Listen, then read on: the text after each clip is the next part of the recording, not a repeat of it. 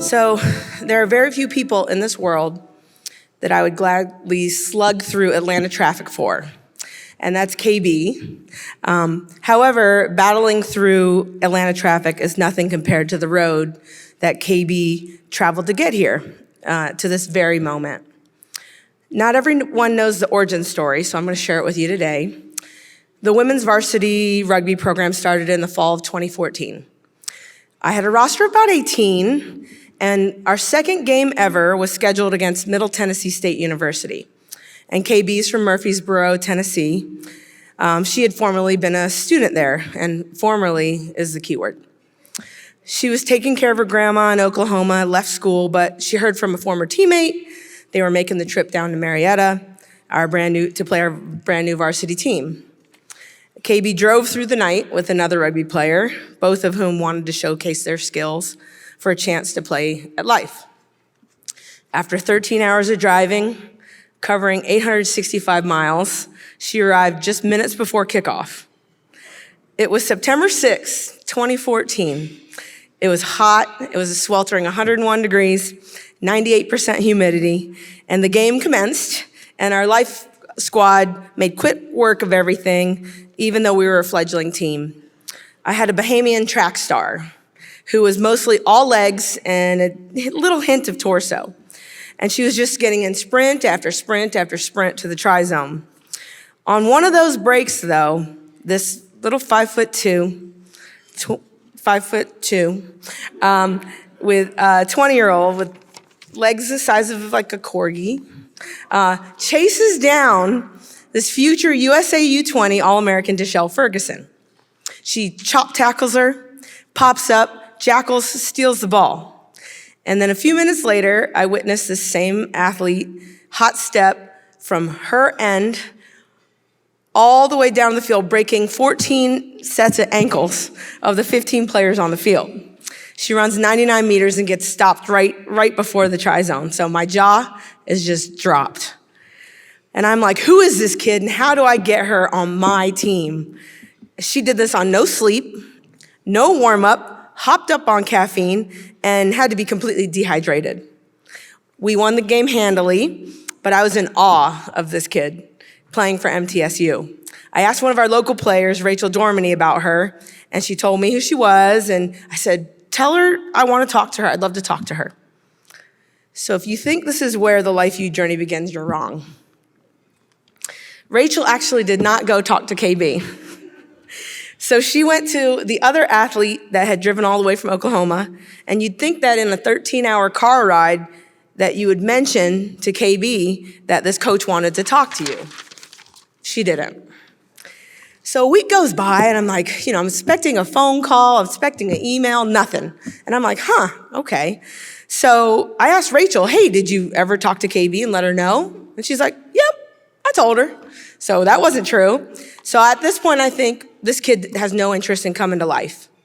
But fast forward to November, 2 months later, someone called and asked for players to go on a tournament in Trinidad and Tobago.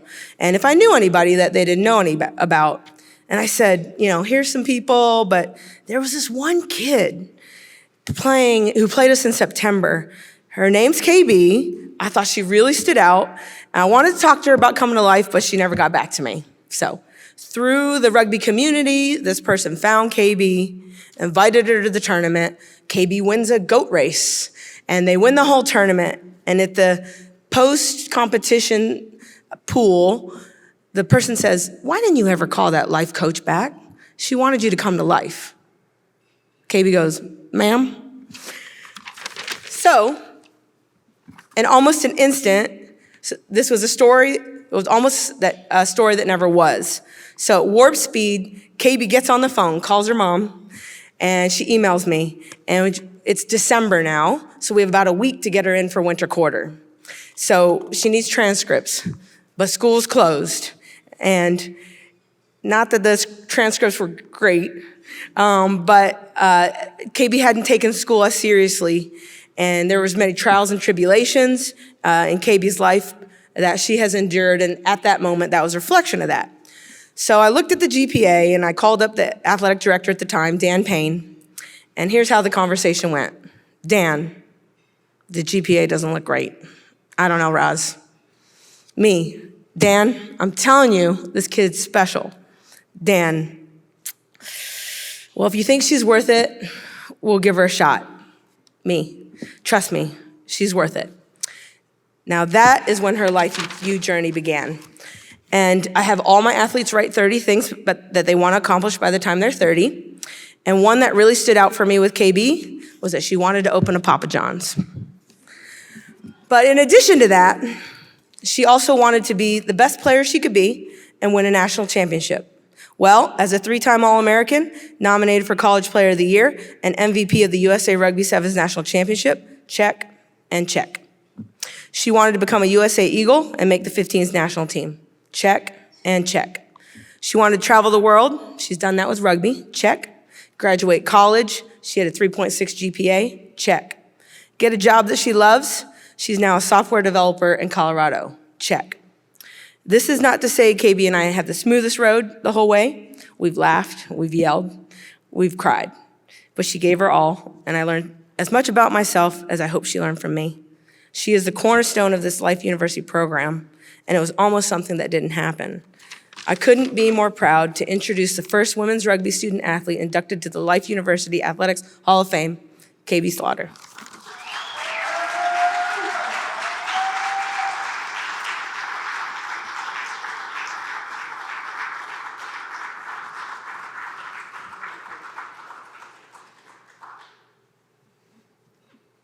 I want you all to know my change around. I had a 0.6 GPA and when I tried to get in here, and then I graduated with a 3.6, or at least I had it that semester before, so it was wild. I've been so nervous about this speech. Not because it's just this honor, but because to me, what this school has given me is family. And all of you are that. Coming in here and seeing all these faces that I didn't expect to see, who are here for other athletes in this induction ceremony, warms my heart because we're all really here for each other. Knowing that I get to be here for that rugby team that won that first national championship, you guys started this. Coach Alex, you brought soccer here and made it amazing. The things that we've all done together, it is family. So with that out of the way, I want to thank Jamie, I want to thank the entire athletic department for giving me this honor. You had so many resumes to look through and to choose from and to choose mine. I think this will probably be one of the greatest honors I will receive. Rosalind talked about it a little bit. Growing up, I mean, it was me and my mom and my little sister. I even found out just today that my mom was 24 whenever she started to have to take care of me and my little sister by herself. She took us in and she loved us as if we were her own. I fell in love here because that's exactly what this place did for me. It's true. I wouldn't have picked myself as a coach to come to this school with what you saw on my resume. It would have been, to me, a waste. But this school, just like my mom, took a chance on me. This school, just like my brother Michael, my sister-in-law Sam, and my sister Angel, took a chance on me. And that is something that I will never be able to repay you guys. But I do want you to know deep down into my heart, to me, you truly are family. I see myself in my life in 3 different zones. There's before life, during life, and after life. And in each aspect of that life, I have people who see me when I don't see myself. Like I said, my mom. How do you even do that at that age? Rosalind, putting what could have potentially been a career moment, like at that point, what if I didn't work out, you know?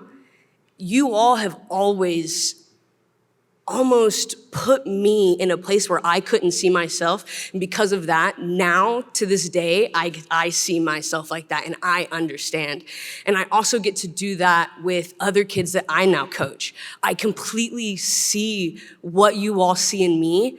And I could not have done that without every single one of you here. And even if this is my first time meeting you, you probably have a child who went here. Maybe you have a spouse who played rugby here.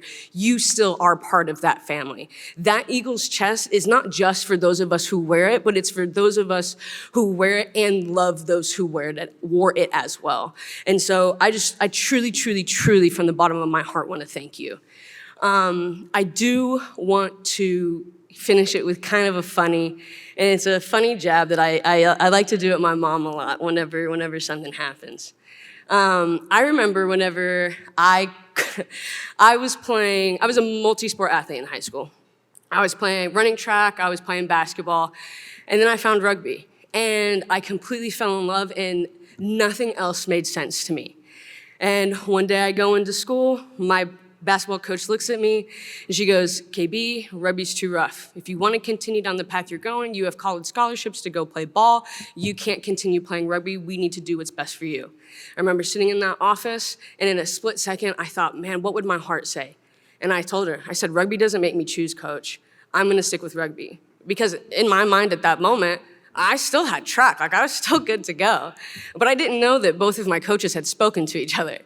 But I guess not between the time that I had talked to Coach Maxwell to then go talk to Coach Fields. Because Coach Fields gives me the same thing and gives the spiel, and I go, Coach, I don't know if you talked to Coach Maxwell, obviously you didn't, but rugby doesn't make me choose, and I think I'm gonna stick with it. So finishing up the rugby practice that we have, I have like 4 or 5 missed calls from my mom. And I'm like, oh no, like what's happening? It's probably something crazy. I call, boom, boom, Mom, what are you doing? Get home now, Caitlin Liana. Okay, yep, Mom, you're right. I'm on my way. Got home, I come in, what are you doing? You're ruining everything, da-da-da-da-da. Like, how could you do this? You have all these things. You have your entire future. But the last thing she told me in that moment is, if you stick with this, you better be good. How's this, Mama?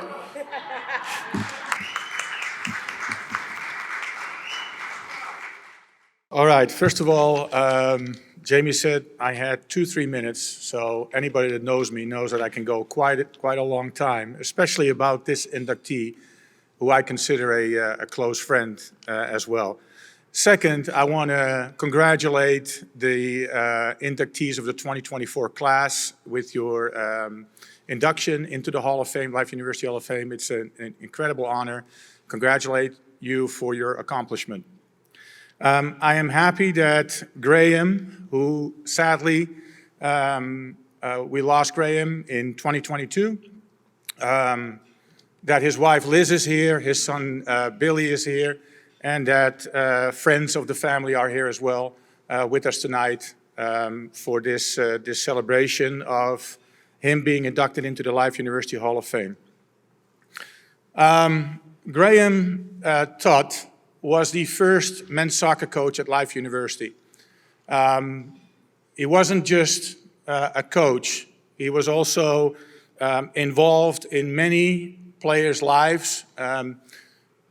Liz and I just shared during dinner a little conversation, players who came here from all over the world, and I recognize that because in our current team we also have a lot of players from all over the globe, where blankets, pillows were missing at the Todd family home because Graham needed them to get these kids situated at Life University when they came in.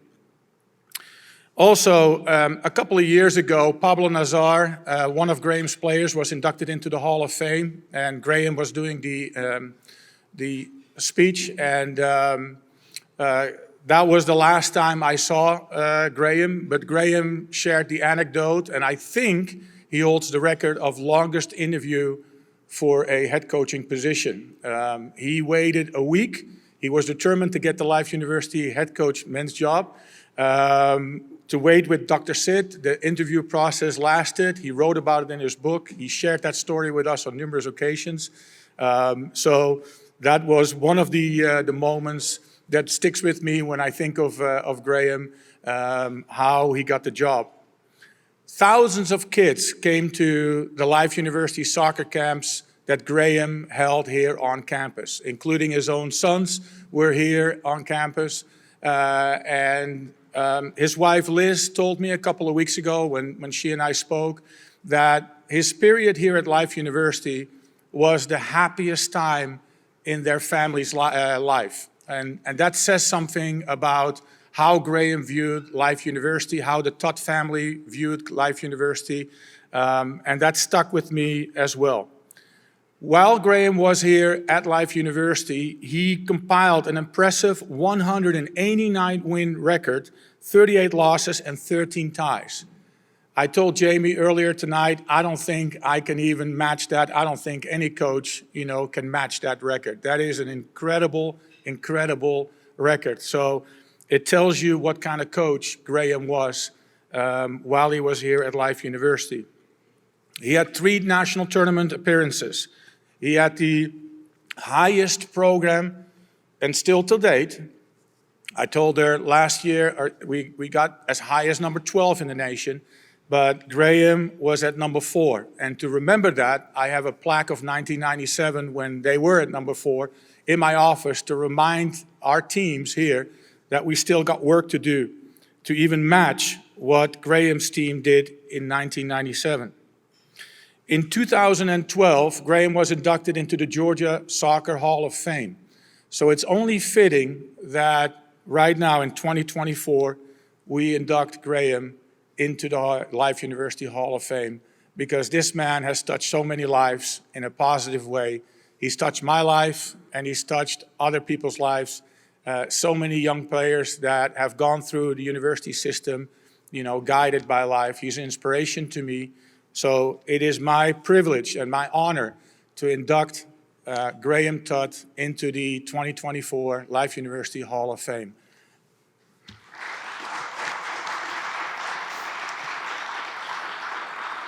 And I'd like to invite his son, Billy Todd, to come forward on his behalf.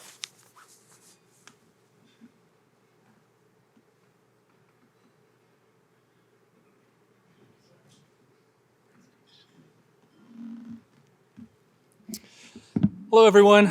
My name is Billy. I'm Dad's oldest son. I know if he was here today, he would be beyond excited. Life College was a huge part of his life and a perfect outlet for him to express his love of soccer. For those of you that don't know, Dad passed back in June 2022. Just so you aren't sitting here wondering, he went in for a surgery to repair an arrhythmic heart condition. And eventually led to complications. In the process, we found out that his heart was actually a little bit bigger than normal, something very fitting for his personality. His love for soccer was just as fierce as his love for his family. Myself, my brother, Taylor, in New York, and his wife, Liz, my mom, who's in the audience today. Hey, Mom.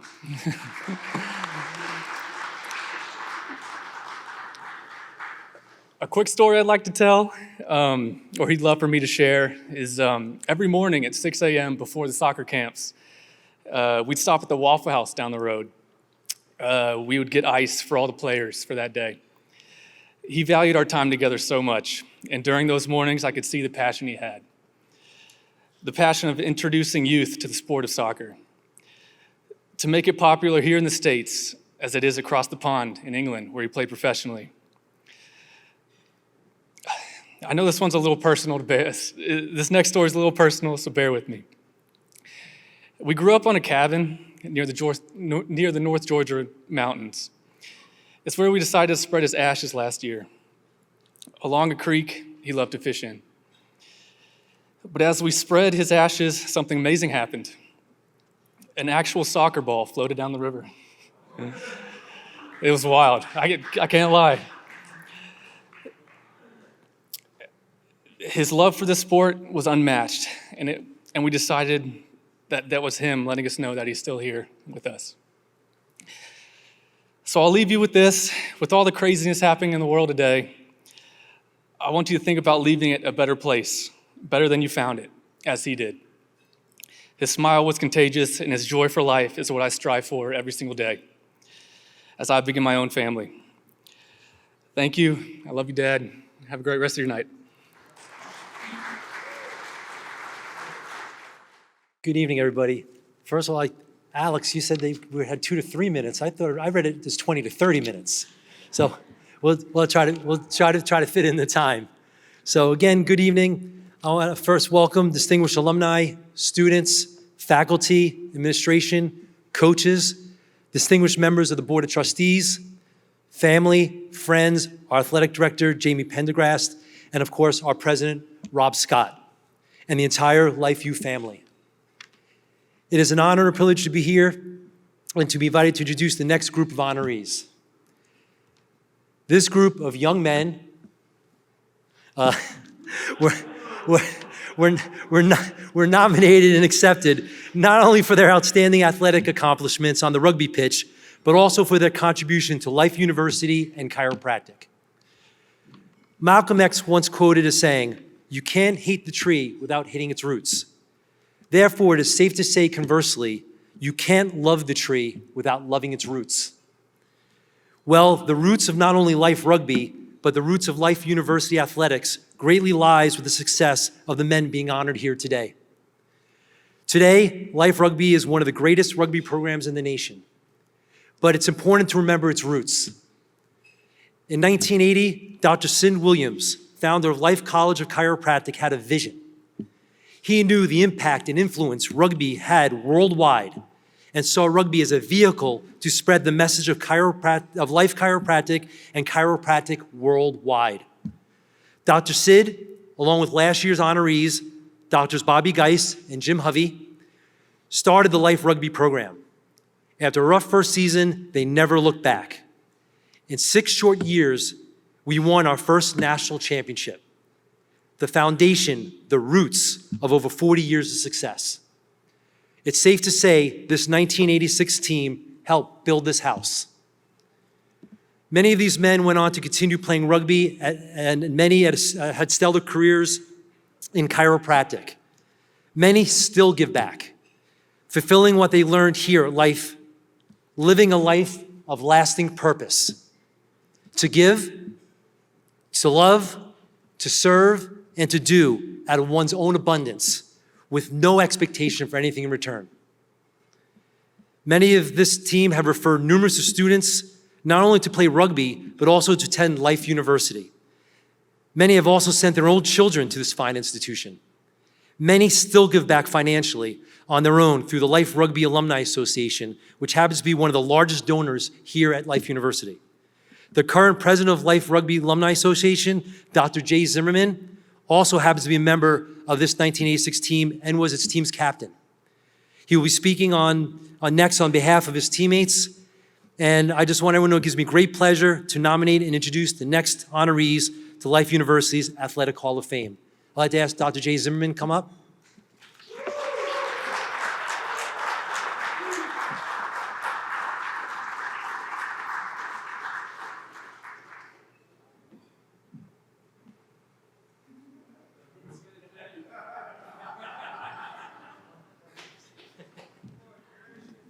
You're welcome. I appreciate everybody who got up here and spoke, and it looked like they were just flowing from within, but I have to read, I'm sorry.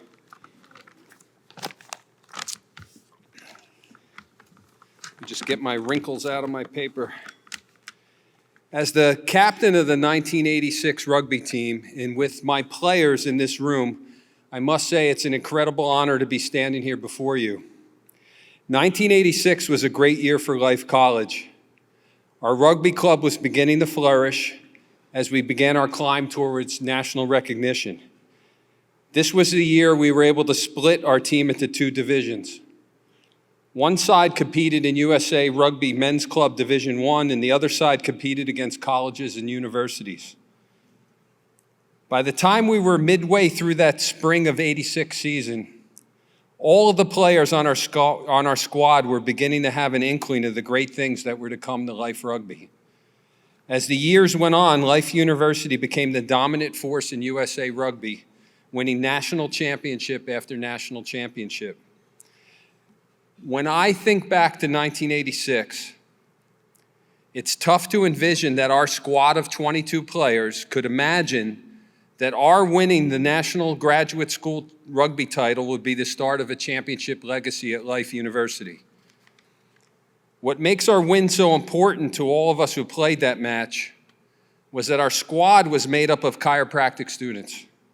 We were Life College School of Chiropractic. There were no other degrees, there were no other programs. We were a chiropractic school and a chiropractic rugby team that took extreme pride in representing the profession.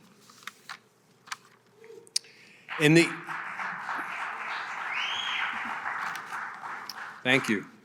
In the semifinals of the tournament, we defeated the University of Pennsylvania's Wharton School of Business. And in the finals, ironically, we beat the Philadelphia College of Osteopathic Medicine. The celebration after the match and on our way back to Marietta was legendary, and I'm going to leave it at that.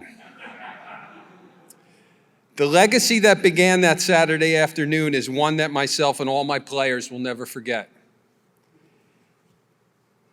Each and every day I go to my office and I'm reminded of that awesome afternoon. On a wall in my adjusting room is a very large frame picture of that day with all the players that played. And as we sit on the stadium steps with our giant trophy sit in the middle, with our first place medals around our neck, and most importantly, Dr. Sid Williams sitting so proudly with us, I can't help but pause and smile and think about my brothers from that incredible day. I'm so happy to have most of them here today. And without further ado, I present to you the players of the Life University 1986 National Graduate School Championship. Please join me up on this stage, Andy Lombardi.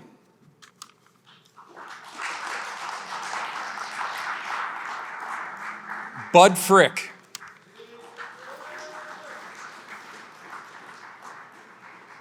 Tom Ayers.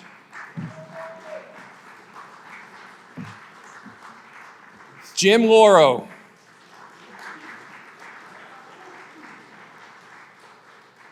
Ed Frisbee.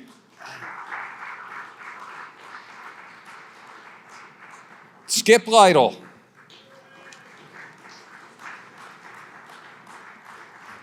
John Grant. Is he here, Jimmy? Jim, is he here? No. Kevin Jackson. Yasu Tanaka. Woo! Yasu! Did Wedge's brother show up, David? Tad Bosman. And possibly one of the most important parts of our club, our trainer, Kathy Valen. And these are my friends and my brothers, the 1986 National Graduate School Championship team for Life University. Thank you. Stay here, everybody.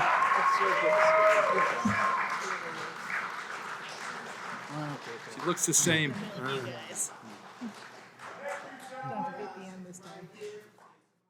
Oh man, what a time it has been here at Life University. I first got the job here back in 2016, and I could think back about my first meeting as a head coach here, actually in this corner, that we used to roll mats every day. So big thanks to everybody that supported for the Rep Center. It's pretty awesome that we don't have to do that anymore. So yeah, let's go.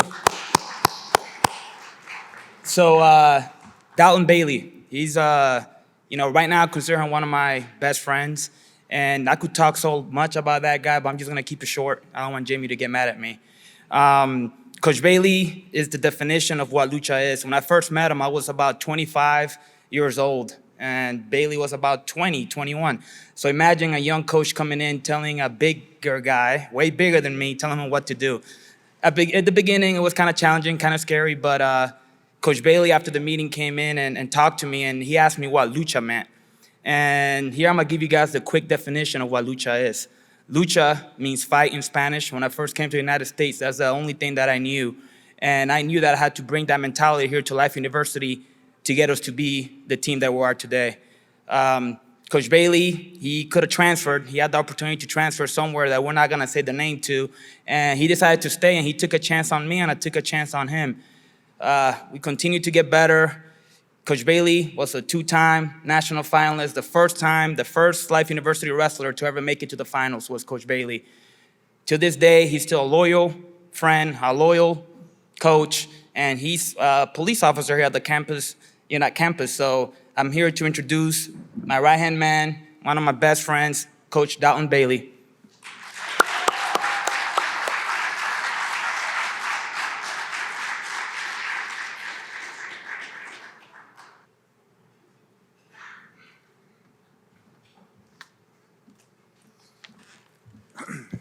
Don't worry, nobody's in trouble. I'm actually on duty. Ladies and gentlemen, esteemed coaches, fellow wrestlers, and honored guests, I stand before you today deeply humbled and incredibly grateful as I am first to be inducted into the prestigious Wrestling Hall of Fame. To be recognized among the greats of the sport in the company of legends who have left an incredible mark on the wrestling world is a moment I will cherish for the rest of my days. First and foremost, I must express my heartfelt gratitude to my family and mostly my wife. She has been an unwavering support system, cheering me through every triumph and standing by me in every challenge, including cutting weight. A lot of wrestlers can contest to this because we're not fun people to be around when you're losing that much weight. I actually cut from 220 pounds down to 184 pounds at one point, and I was not a fun person to be around at that time. So thanks to her. To my coaches, particularly Omi, thank you for believing in me even when I doubted myself. After Miller stepped down as a head coach, I contemplated leaving to the school we do not name. But I can tell you I'm no Slytherin. That I met you and thought, despite your youth, that you brought me energy to life that was needed to succeed. In that sense, we both took a chance on one another, not only to help me grow, but the program as a whole. Your guidance, wisdom, and relentless dedication has shaped me, not only as a wrestler, but also as a person. What started as a strong coach-wrestler relationship evolved into me considering you one of my closest friends today. You saw potential in me that I couldn't see in myself, and for that, I am eternally grateful. To my teammates, you are more than just fellow wrestlers. You are my brothers in arms. Together, we have shared the triumphs of victory and the sting of defeat, forging bonds that will last a lifetime.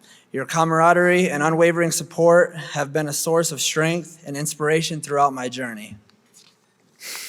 To my college, thank you for providing me with the platform to pursue my passion and hone my skills. The lessons I've learned both on and off the mat have helped shape me into the person I am today. I am proud to have represented our college and will carry the lessons learned here with me for the rest of my life. Lastly, to the sport of wrestling itself, thank you for teaching me the value of hard work, determination, and resilience. Wrestling has not only tested my physical limits, but has also challenged me mentally and emotionally, pushing me to grow to evolve both as an athlete and as a person. So I've actually been here since 2013, so 11 years. To think about something, to be in one place for over a decade is kind of crazy to me because I've never been somewhere more than 6 years in my life. So dedicating myself to travel halfway across the country from Michigan is something I never thought I would actually do. At 18, I hadn't ventured beyond Michigan except for wrestling events. Stepping into Life University was a leap into the unknown. The dorms, particularly the Commons, where I shared a space with 3 roommates, quickly became a second home despite its quirks. I grew to love it. Each apartment housed 4 units with 4 wrestlers in each, and it didn't take long for us to become fast friends. Coaches' parties and late-night conditioning sessions after getting caught partying strengthened our bond. My first year, I redshirted and wrestled 184 pounds, cutting from 220. It wasn't an ideal weight, but I was a team player. Despite falling short of All-American status, losing in the blood round, I pushed forward. Sophomore year, I wrestled 197 pounds and secured the 4th place at the national tournament, even facing off against an opponent where Omi was coaching against me in the semis. Junior year, coaching changes brought new challenges with more success. I remained undefeated until the finals, where I lost in overtime to a formidable freshman opponent. Senior year mirrored the previous ending with the same opponent. Denying me a national championship, this opponent ended up becoming a 4-time national champion, where only a handful of wrestlers have ever achieved this status. However, knowing I was his only NAIA competition to give him a loss gave me a sense of pride. Post-graduation, I felt adrift, unsure of my next steps until Coach Omi suggested coaching for a year. Witnessing my training partners, Hunter Smith, transform unranked to actually placing 4th in the national tournament sparked a passion I never thought I had. Seeing athletes achieve their goals was rewarding for me as it was for them. Another highlight was witnessing Brandon Hill's journey from being pinned by the number 2 wrestler to actually beating him to All-American at Nationals. And I actually lost as a team point because I picked Omi up and walked onto the mat, and he doesn't let me live that one down. So, in 2021, our team faced adversity, losing 9 head-to-head matchups to the number 1 team. Yet at the national tournament, we triumphed in every rematch, becoming the 2021 national champions and preventing a team from setting a record-setting streak. Also in 2024, in January, we won national duels, beating the number 1 team that had 169 duels straight.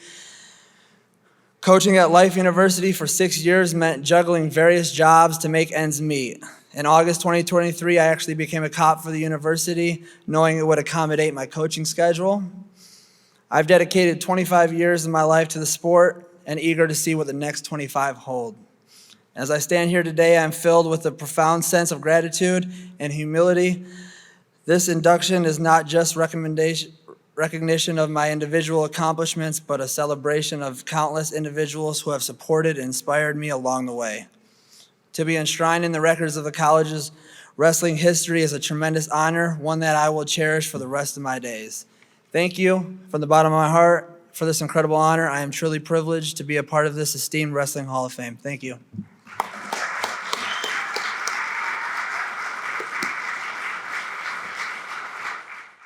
Well, good evening, everyone. Have you had a nice evening? I hope so, because this is a really special event, and as I sit here as a guest, just like you, participating in the celebration and recognition of the accomplishments of our inductees this evening, I was struck by a common theme that I wanted to take the opportunity to share with you. You know, as president, you're afforded a few luxuries. One of them is putting yourself on the agenda when you're not on the agenda. So I'm taking that liberty right now. But as I listen to the stories of the inductees, and as we sit here celebrating 50 years of Life College of Chiropractic and 50 years of Life University and celebrating lasting purpose, I was touched deeply by the stories of our inductees tonight, because this is exactly why we're here.